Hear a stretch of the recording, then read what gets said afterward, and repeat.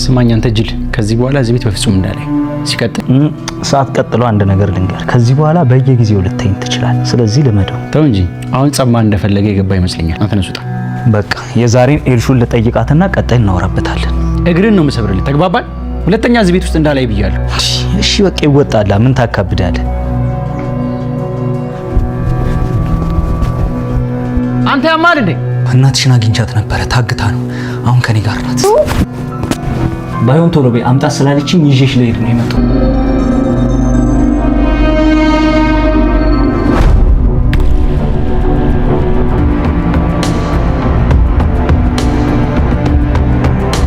በቃ እንዴትም ብለው ወደዚህ ይዘው ነው።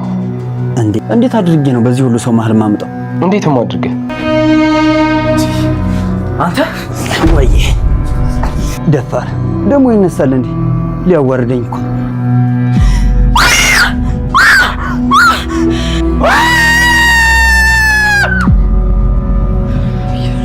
ያማል እንዴ?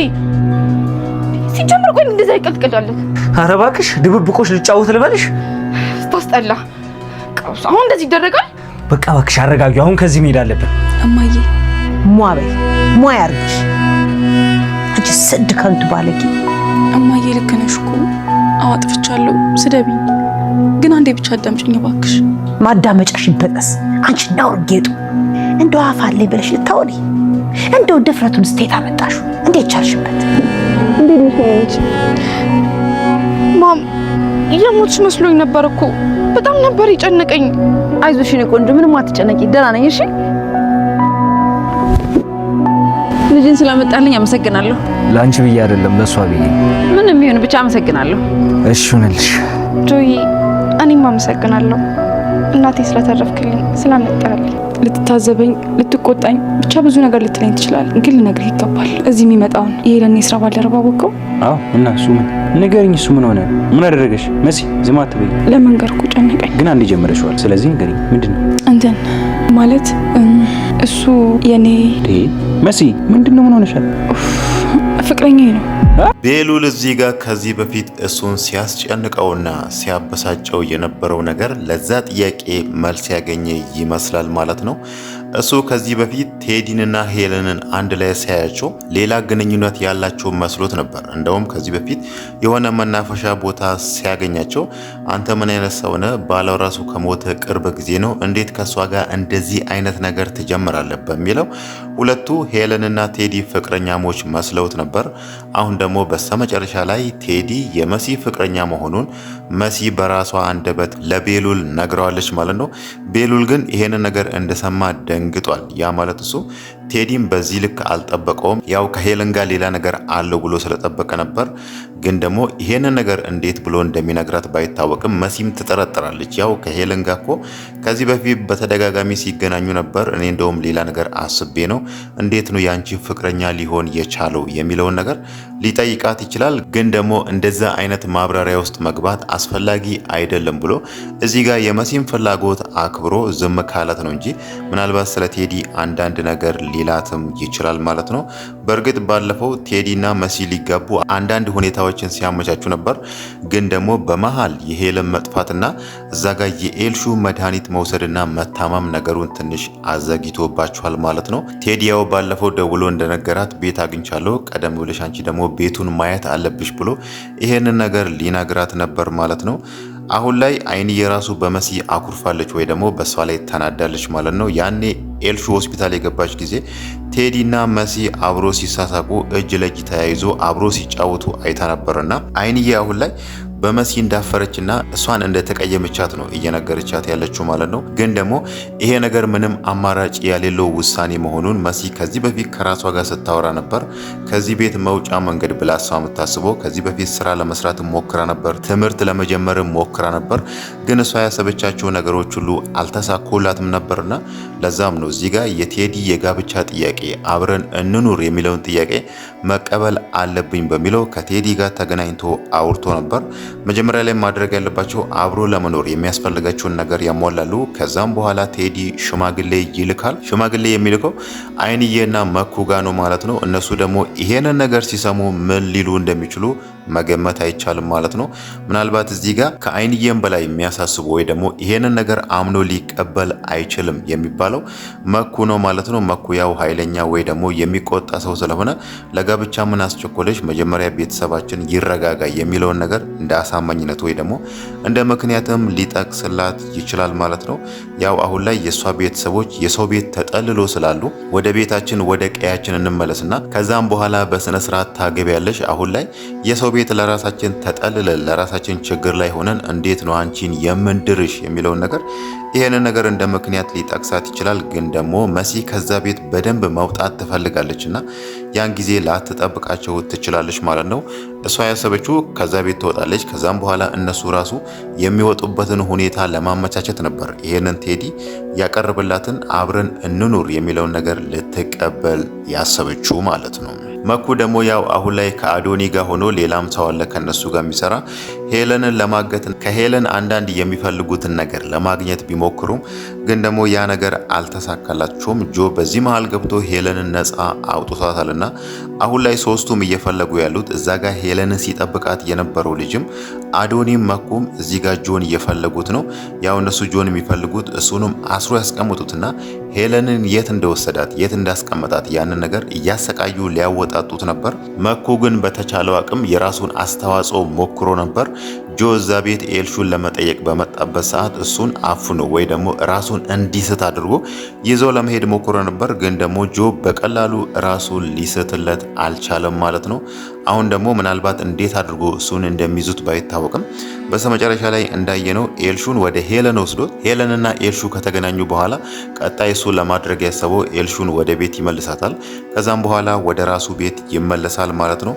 ምናልባት እነሱ እሱን ሊያገኙት የሚችሉት በዚህ መሃል ነው ማለት ነው። ያው ጆ ብቻውን ስለሆነ እነሱ ደግሞ ሶስት ስለሆኑ እዛ ጋር መቼም ሶስቱንም አሸንፎ ራሱን ነፃ ይወጣል ማለት ስለማይቻል ምናልባትም ጆን ሊይዙት ይችላሉ ማለት ነው። ከዚህ በኋላ ጆ ቢያዝ ራሱ ወይ ደግሞ የነሱ እጅ ቢገባ ራሱ እዛ ጋር ሄለን የት እንዳለች ጆ ሊናግራቸው አይችልም ማለት ነው። ሄለን ያው አሁን ላይ ኤልሹ ራሱ ያገኘችው የሆነ መናፈሻ ቦታ በመኪና መታ ነው። ያ ማለት እሷ አሁን ያረፈችበትን ቦታ ለማንም አልተናገረችም ማለት ነው።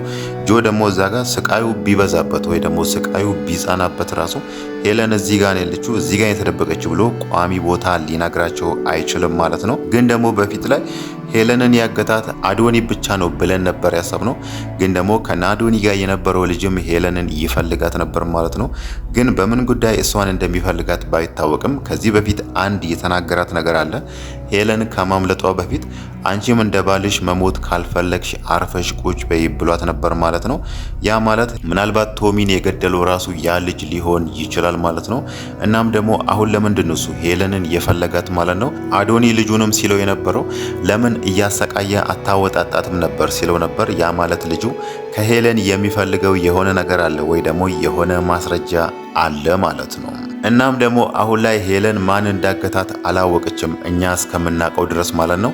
ለምንስ ነው ወደ ቤቷ ልትመለስ ያፈለገችው? እናም ደግሞ ለምንስ ነው አሁን ላይ ሄለን የት እንዳለችና እንደተገኘች የሚለውን ነገር ከዛ ቤት ውስጥ ማንም ሰው እንዳይሰማ እየፈለገችውና ኤልሹ ብቻ እንድትሰማ አድርጋ ይሄንን ሚስጥር ለማንም እንዳትናገር ኤልሹ ራሱ ስታስጠነቅቃት የነበረው የሚለውን ነገር ስናነሳ ምናልባት ሄለን አይኗ ቢታሰር ራሱ ዛጋ አዶኒና መኩ ሲመጡ እነሱን በድምጽ ልትለያቸውም ትችላለች ማለት ነው።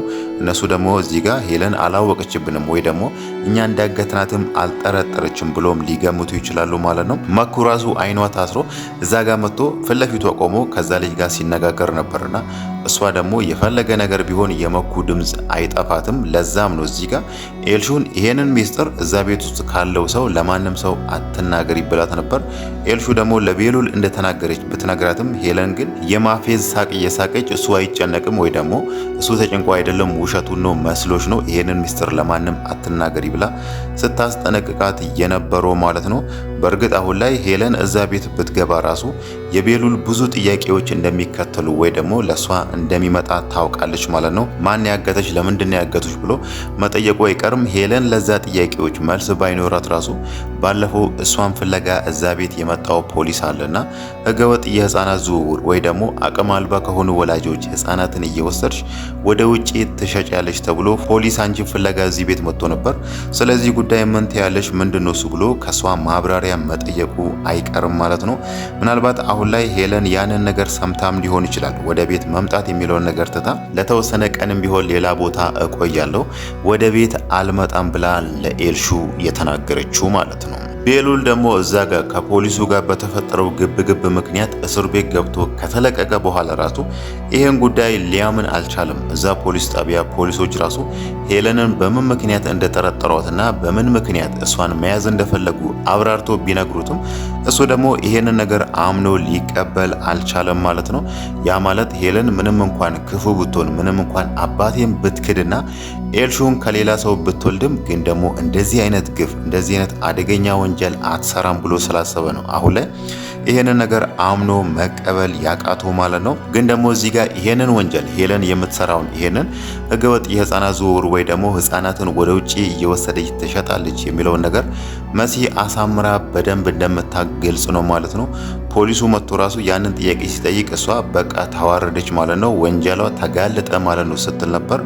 እናም ደግሞ ቤሉል ራሱ ይሄንን ነገር አምኖ መቀበል እንዳልቻለና ፖሊሶቹ ተሳስቶ እንደዚህ እንዳሉ ተሳስቶ ሄለንን በዚህ ወንጀል እንደጠረጠሩ ለመሲ ሲነግራትም መሲ በውስጧ እየሳቀችበት ነው። ቤሉል ደግሞ መሲ ከምትናገራቸው አንዳንድ ንግግሮችና እሷ ከምታሳያቸው ከፊቷ ሪያክሽን ተነስቶ አንዳንድ የምታውቀው ነገር ካለ ወይ ደግሞ የሰማችው ነገር ካለ ቢጠይቃትም መሲ ልትነግረው አልቻለችም ማለት ነው። ያው እሷ ይሄን ነገር ወይ ደግሞ ሌሎችንም ነገር ራሱ በቀጥታ እሷ ከምትነግር በራሱ መንገድ ቤሉል ይድረስበት ብላ ነው የምትፈልገው። ምናልባት እዚህ ጋር ምን ፈርታ እንደሆነ ባይታወቅም በቀጥታ ይሄንንም ልትነግረው አልቻለችም ማለት ነው።